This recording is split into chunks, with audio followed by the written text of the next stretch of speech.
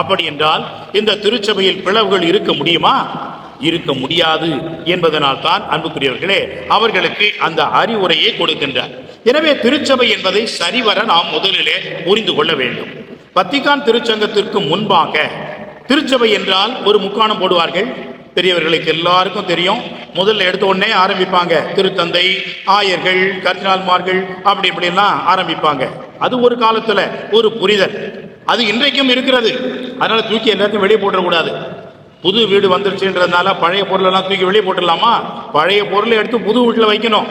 அதுதான் உண்மையான புதுப்பித்தல், அதுதான் உண்மையான புரிதல்.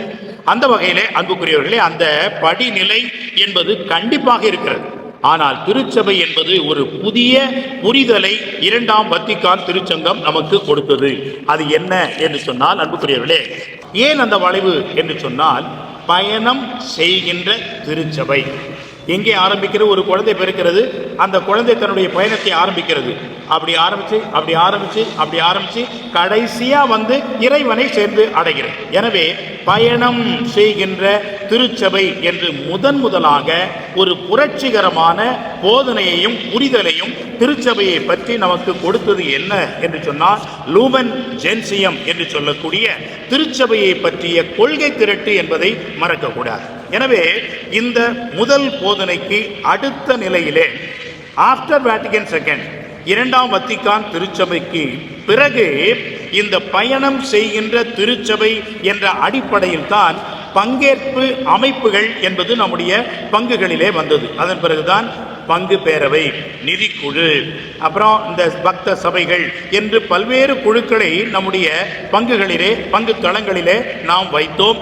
அதன் பிறகு இப்பொழுது இந்த சினடல் சர்ச் என்ற வகையிலே இன்றைக்கு இந்த புரிதலை பாருங்கள். இந்த லோகோ அதில் பார்க்கிறோம், நம்பிக்கையின் திருப்பணியாளர்கள். அந்த படத்தை நீங்க உற்று பார்த்தீங்க அப்படின்னா 4 கலர் மனிதர்கள் அங்கே இருப்பார்கள். இந்த 4 நிறங்களும் 4 திசையை காட்டுகிறது. இந்த 4 திசையிலிருந்தும் மக்கள் ஒன்றாக பயணிக்கின்றார்கள். ஒருவர் மேல் ஒருவர் சார்ந்து கை வைத்து அவர்கள் பயணிக்கின்றார்கள்.